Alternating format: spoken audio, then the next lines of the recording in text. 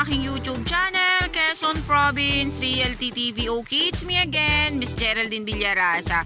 Okay po, nandito naman po ako sa isang barangay ulit dito sa Tagkawayan, Quezon. Meron na naman po akong iba-vlog na isang property. Siya naman po ay 7 hectares along Cemented Road. Then mula po doon sa National Highway or sa town proper ng Tagkawayan, Quezon, ay nasa 7 kilometers po ang layo niya hanggang dito po sa Tayukong to, dito po sa property na to. Then, ang property po ay 100% flat land. May frontage po siya dito sa Barangay Road na more or less po ito ay 200 meters.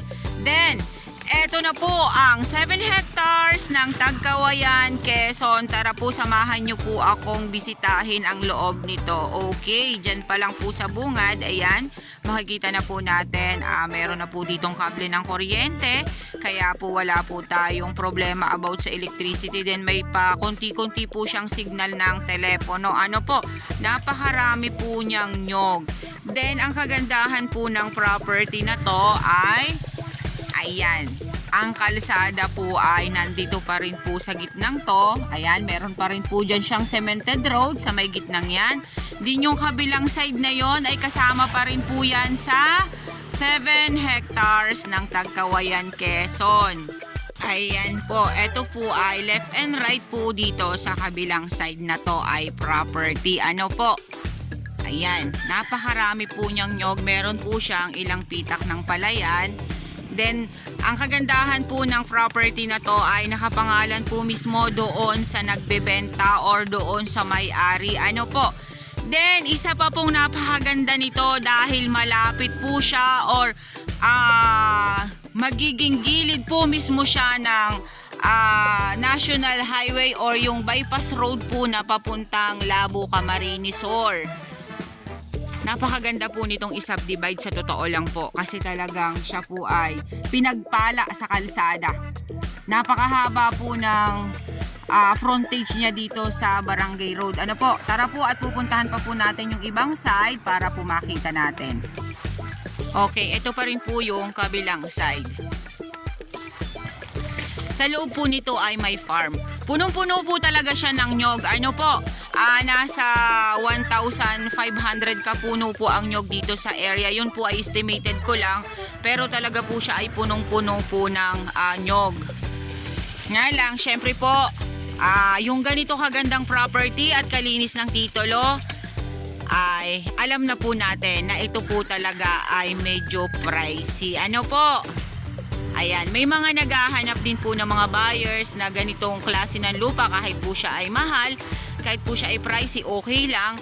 Kasi minsan po ay isinasubdivide nila ang property. Ito po tamang-tama po itong isubdivide property na to. Kasi talagang saganang-sagana po siya sa Barangay Road. Okay, ang source of water po, inuna ko po munang i-video yung source of water. Ayan, siya po ay sapa na running water. Ayan po ay boundaries. Then dito po sa boundaries na to, dito po dadaan ang bypass road ng Tagkawayan, Quezon. Ito po ay nabutas na doon sa San Vicente. Dito po ang tagusan papunta dito po sa barangay na to. Diretso po doon sa Labo, Camarines Sur. Okay po, nandito pa rin po ako sa kabilang side ulit ng property. Ayan pa rin po ang mga nyog niya. Napakarami pa pong mamunga yung nyog. Talagang siya po ay kasagsagang namumunga. Kaya napakarami pa po ninyong pagkakataon na kumbaga mapakinabangan ang mga nyog na yan, ang mga coconut na yan. Kasi talagang yung pong rahog niya ay malalaki or marami. Ayan po siya. Napakaganda po nung area. Sa lahat po ng investor na gustong mag-develop ng property dito sa amin sa Quezon. Ayan, gusto nyo pong mag-subdivide. Ito pong property na to, napakaganda po nitong i-subdivide talaga. Yung pong magkakat ng 1,000 square or 500 square, napakaganda po nung area talaga. Kasi sabi ko nga po sa inyo, saganang-sagana po siya sa Barangay Road. At yun nga po, yung bypass road ay dito po mismo sa property tatama. Doon po sa anggilidan ng property. Ano po? Ayan, meron po talaga kaming proof na ito ay dadaanan ng bypass road kasi nasa plano na po talaga siya. Ayan, napakaganda po talaga nung area. Then dito po sa bungad may mga ano pa po tayo dito. May mga bago pa po tayo ditong tanim or mga katatanim pa lang na mga coconut. Napakaganda po nung area. Ayun po doon sa loob ay may manukan. Flat na flat pa rin po yung property talaga dyan sa loob. Ayan po, napakaganda po nung area talaga. Papasok po ako dito sa farm nila, ma'am. Yung pong may manukan. Yan. Meron po sila ditong mga panabong na manok. Ayan, medyo maputik na naman. Nak, may aso. Baka tayo habulin. Ayan po siya. Dito po sa loob, ayan, makikita natin, mga bagong tanim po siya na nyog or mga kauupo pa lang. Pero ilang taon lang po ang lilipas niyan. Yan po ay mamumunga na. Mamumulaklak na. Dito pala may mga panabong,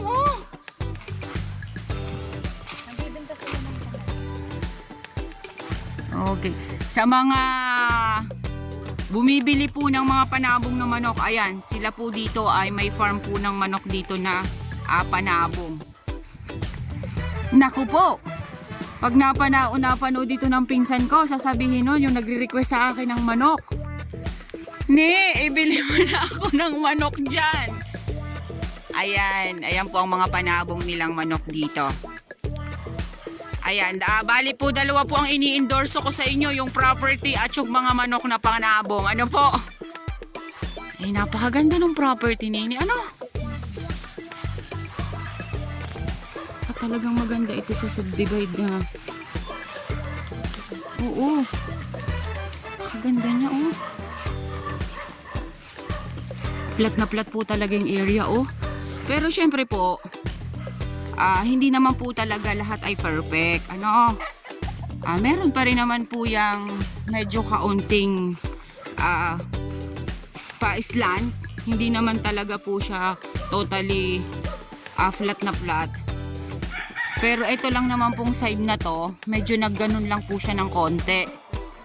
Tapos pagdating po doon sa medyo umumbok na yon ay flat na po ulit. Ang ganda ng mga nyug na, Ayan po, tingnan po ninyo. May mga nakahulip na po agad na nyog. Kumbaga po ay tinaniman na po agad nila para may pang-ilalim na. Once po na yung nasa, yung matataas na yan ay medyo uunti na po ang pagbunga nila or papunta na sila kasi sa pagtanda, meron na po ulit nakaabang na mga maliliit. Kaya hindi po mapapatid ang pag-harvest ninyo ng coconut dito sa property. Ayun, napakaganda po niya, Oo. Diyan po sa side na yan, diyan sa unahan pong yan, nandyan po ang bypass road, papaganon po yan. Kaya po, ito pong property na to, doon sa boundaries niya, nanganganto po talaga ang bypass road ng Tagkawayan, Quezon. Sus, napakaganda. Yun nga po, sabi ko sa inyo, yung pong ganitong kagandang property na halos sagana po sa kalsada. Then, ayan po ay, yung pa nga po ay daanuhan ng bypass road, dadaanan pa po ng bypass road, mag-aangilid po yung bypass road sa property. Talaga pong pricey, po. Pero, kayo pa rin po ang magtatawaran ni seller. Ito pong property na to ay, sinabi lang po nila sa akin na 120 per square meter, pero yun po ay negotiable. Ngayon, kayo na lang po ang mag-uusap about po doon sa presyo pagka kayo po ay interesado sa property namin na to. Ano po? Kasi ako nga po ay agent lang. Kung ano po ang sabihin ng seller, yun po ang sasabihin ko sa vlog ko. Then pagdating po sa final, kayo rin naman po ang mag-uusap, kayo rin naman po ang magtatawaran. Napakaganda po ng titulo nito kasi nakapangalan po mismo doon sa nagbebenta. Ano po? Ayan po. Yan po yan. Nandyan po ang National ang bypass road dyan sa side na yan. Ano po? Tapos dito naman po sa side na to, nandyan naman po ang barangay road na isa. Ayan. Tapos kanina yung pinanggalingan po natin, yun naman po ay barangay road na nasa gitna naman ng property kasi meron pa rin po siya doon sa kaliwang bahagi ng kalsada. Meron pa rin po siya doong lote or kasama nitong nandito sa kabilang side. Ano po? Napakaganda po ng area. Perfect na perfect po talaga ito sa isa-subdivide. Kasi napakalapit po niya sa bayan. Sa bayan po mismo ng Tagkawayan, Quezon. Nasa 7 kilometers lang po siya. Then mula naman po doon sa San Vicente, doon sa pinag-anuhan ng bypass road, napakalapit na rin po niya dito hanggang dito sa property na to. Kasi doon po sa San Vicente, nag-umpisa na po doon yung sementado na bypass road. Yun po ay papunta na dito po sa lugar na to. Sentro na po ito ng barangay. Ayan, napakadaming nyug pa rin dito sa likod, oh.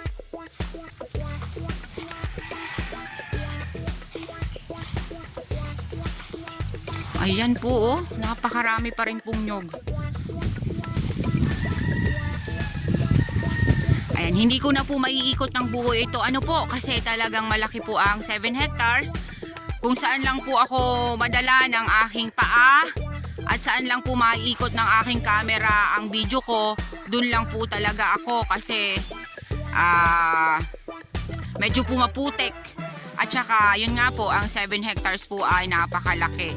Pero yun naman pong mga pahapyaw ko kaninang video doon sa mga kalsada or doon sa mga gilid ng kalsada ng barangay road, yun naman po talaga ay pasok na pasok dito sa property. Ano po? Okay guys, sabihin nyo na po ang property namin. Dito po ito sa Tagkawayan, Quezon. 7 hectares along Barangay Road and along Bypass Road. Nasa 1,500 kapuno po ang nyog niya. Yan, makikita naman po natin. Napakarami po niyang mga panulib na nakatanim. Kahit po yung mga coconut niya ay mga namumunga pa rin yung kumbaga ay may mga edad na or ano bang tawag nito, hindi naman po sasabihin itong layugan kasi hindi pa naman po talaga siya totaling matataas. Then may ilang pitak po siya ng palayan. Wala po akong nakita masyadong fruit bearings. Then ang nakita ko naman pong hardwood ay mahogany lang po, yun lang po ang nakita ko. Then ano na nga itong kahoy na to? Batino, ay naku po. Magbabiral na naman ang Batino na to. Sa Batino na naman na ang nagdala ng vlog ni Miss Geraldine. Talaga pong pasensya na talaga ako po'y malilimutin. Sa dami ko pong iniisip, sa dami ko pong kausap ay nagiging malilimutin na po talaga ang inyong lingkod. Ano po? Yun nga po, nakapangalan po siya sa may-ari mismo nitong property. 100% flat land. Ang source po ng tubig niya ay running water na sapa. Okay po, once again po, avail nyo na po ito. Napakaganda po nitong isubdivide. Sa presyo naman po, sabi ko nga po sa inyo, kayo pa rin po ang magni-negotiate nito ni seller. Sinabi ko lang po dito sa vlog ko kasi ako'y agent lang po nila. 120 per square meter, kayo pa rin po ang mag-uusap, siya pa rin po ang magdi-decide ng inyong tawaran. Okay po, maraming salamat po sa inyo sa buong taon na pagsuporta nyo po sa aking YouTube channel.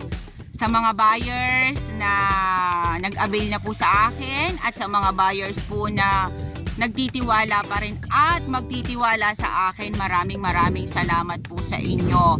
Nawa po ay pagpalain pa po tayo ng Diyos sa lahat po ng ating mga hangarin sa buhay. Ano po? Maraming salamat po. Okay po, once again po ako po ulit, si Miss Geraldine Villarasa. Thank you po for watching. Huwag niyo pong kalimutang i-like and share ang aking mga vlog, please. Okay po, bye-bye!